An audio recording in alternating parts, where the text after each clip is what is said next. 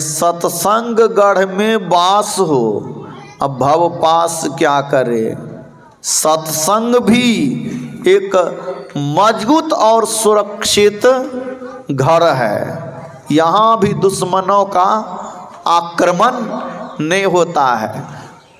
वहाँ पर रहने वाले भी मर गए, दुश्मन भी मार दिया, और काम रूपी दुश्मन, क्रोध रूपी दुश्मन, लोभ रूपी दुश्मन, मोह रूपी दुश्मन, ईर्षा द्वेष रूपी दुश्मन वहाँ भी सुरक्षित नहीं रहने देते हैं। किस घर में?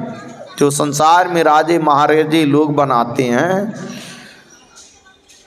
वहाँ भी जो कि दुख पहुँचाता है, अशांति पहुँचाता है, वहाँ भी होता है।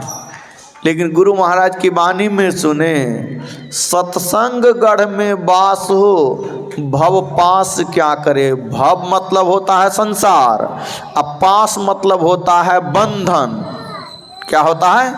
बंधन। यदि सत्संग रूपी गढ़ में आप हैं तो भव का बंधन आपके ऊपर कुछ नहीं करेगा। भव का बंधन या कहिए भवजाल आपको कुछ नहीं करेगा। जाल में मछलियां फंसती हैं, नहीं, मछली फंस जाती है, मोटी मोटी मछली फंस जाती है। जैसे कोनो जाल में छिद्र बहुत मोटा होता है, लेकिन और छिद्र से बार मछली का शरीर मोटा है तो उसमें फंस जाएगा, फांस में फंस गया। उसी तरह ये जो संसार जाल है या भवबंधन है, सभी जीव जिसका मन फैला हुआ है विषयों में,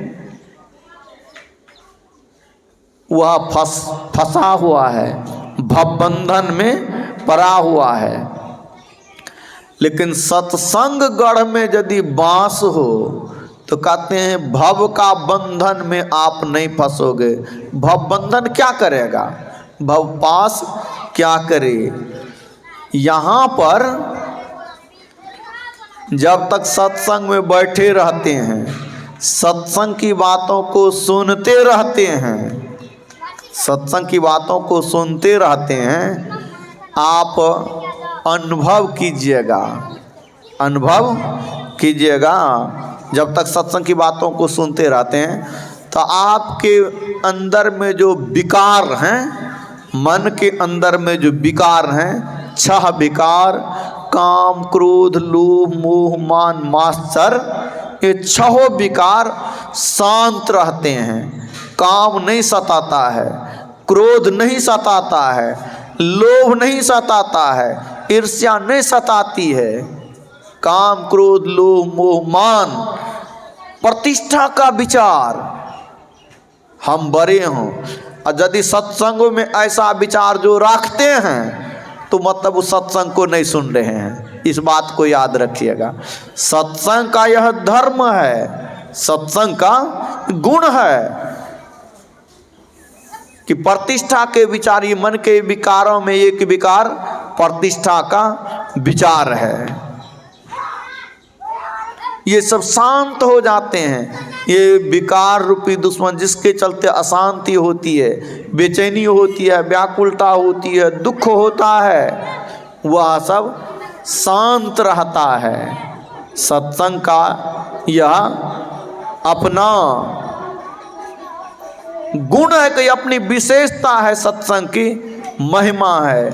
ज्ञान पुष्ट हो जाता है, वैराग्य पुष्ट हो जाता है, अब भक्ति का भाव मन में